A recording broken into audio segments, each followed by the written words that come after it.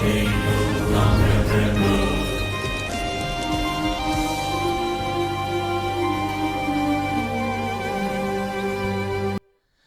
The lord. ఈ దినము కొరకు సిద్ధపరచబడిన దేవుని వాక్యం చదువుకుందాం. శ్రద్ధగా ఆలకించగలరని మనవి. మత్తయి సువార్త 7వ అధ్యాయము 9 నుండి 11 వచనాలు చదువుకుందాం.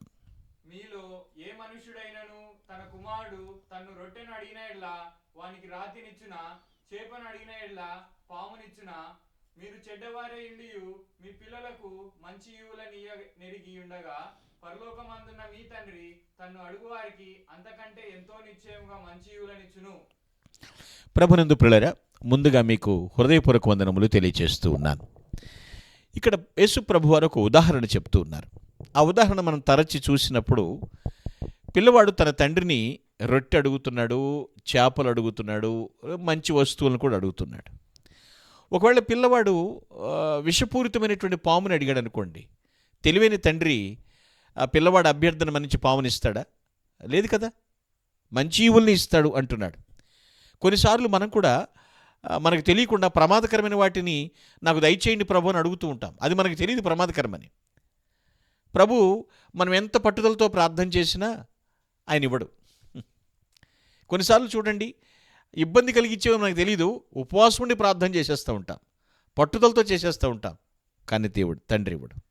అంటే దేవుడు మనకేది ఉపయోగకరమో, మనకేది అవసరమో దానికి బదులుగా మరొకటి ఇవ్వడండి. రొట్టెనడిగితే రొట్టెనిస్తాడు, నీవు రాయినడిగినా రొట్టెని ఇస్తాడు. అది ఇక్కడ దీని అర్థం పిల్లలు. పాములను ఇవ్వడు ఆయన. ఎందుకంటే ఆయన ఎంతో ప్రేమగల తండ్రి అండి. ఆయన అంత ప్రేమగల తండ్రి ఆయన. మనము ఆయన్ని బాగా తెలుసుకోవాల్సిన అవసరం ఎంతనే ఉందండి. దేవుని గురించి బాగా తెలుసుకోవాలి. అలా నేర్చుకునేటప్పుడు మనకి ఏది మంచిదో అదే అడగటం నేర్చుకుంటాం. మనం దేవుని గురించి క్షుణ్ణంగా మనకు తెలియనప్పుడు ఏది పడితే అది అడుగుతూ ఉంటామేమో. ఆయన గురించి బాగా మనకి తెలిసినప్పుడు ఏది అడగాలో అది తెలిసి మనం అడుగుతాం. అప్పుడు ఆయన మనకు దాన్ని అనుగ్రహిస్తాడు, ఇస్తాడు ఖచ్చితంగా. ఇక్కడ ప్రభు చెప్తున్న మాట అదే. యేసుక్రీస్తు ప్రభువారు మనకి ఏం చేస్తున్నాడంటే తండ్రి హృదయాన్ని మనకు చూపిస్తున్నాడు క్లియర్ కట్గా. దేవుడు స్వార్థపరుడు కాడండి, అలాగని దేవుడు పిసినారి కూడా కాదు. మరి ఏమిటి ఇక్కడ? మన అభ్యర్థనలతో మనం ఆయన యొద్దకు వెళ్ళినప్పుడు ఆయన త్రోసివేస్తాడా? ఇస్తానని చెప్పాడు. మన అభ్యర్థన సరే, ఒక్కొక్కసారి బ్రతిమలాడుకోవాల్సిన అవసరం కూడా ఉండదు. ఒక్కొక్కసారి మన అభ్యర్థన ఆయన మన్నిస్తాడు. ఎందుకంటే ఆయన ప్రేమగల తండ్రి, అర్థం చేసుకుంటాడు. ఆయన తప్ప మనకెవరిస్తారు? ఆయన మన అర్థం చేసుకుంటమే కాదు, మన పట్ల శ్రద్ధ కూడా వహిస్తాడు. ఇప్పుడు రోడ్డు ప్రక్కన వెళుతున్నప్పుడు కొంతమంది మీద జాలి పడుతూ ఉంటాం, దయ చూపిస్తూ ఉంటాం. మనకే అంత జాలి దయ ఉంటే దయను సృష్టించిన సృష్టికర్త ఆయనకి ఎంత జాలి దయ ఉండాలి మన పైన? ఇది ఆలోచన చేసుకోవాలి మనం.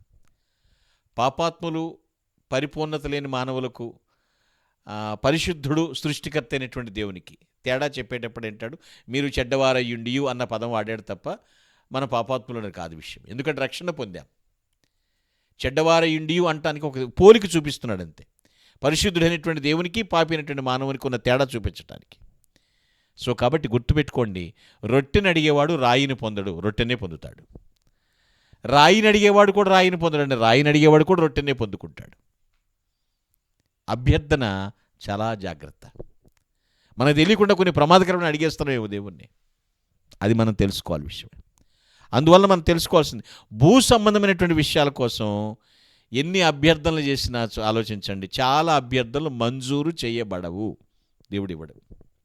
అని తెలుసు ఏ సమయంలో ఏది అనుగ్రహించాలి. అయినప్పటికీ కూడా ప్రార్థన జవాబును పొందలేనివిగా లేవు. ప్రార్థన చేయి, జవాబులు వస్తాయి. ఏది ఇవ్వాలో అది ఇస్తాడు. మనం కోరుకున్న రాయికి బదులుగా దేవుడు మనకు అవసరమైన రొట్టెలను ఇస్తాడు.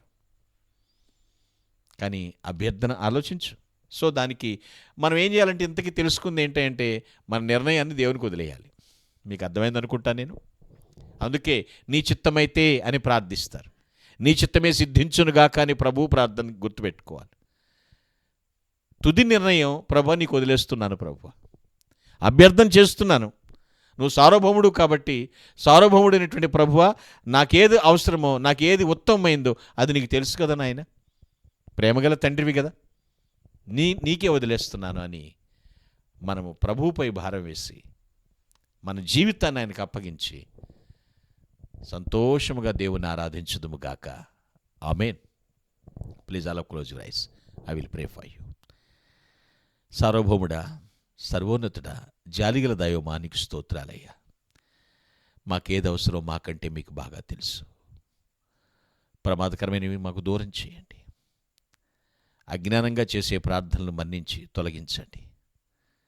మమ్మల్ని మీకు అప్పగించుకుంటూ ప్రభుని క్రీస్తు పేరిట ప్రార్థిస్తూ ప్రాధేయపడుతున్నాం తండ్రి. ఆమేన్. Glory to God. Thank you one and all. May God bless you.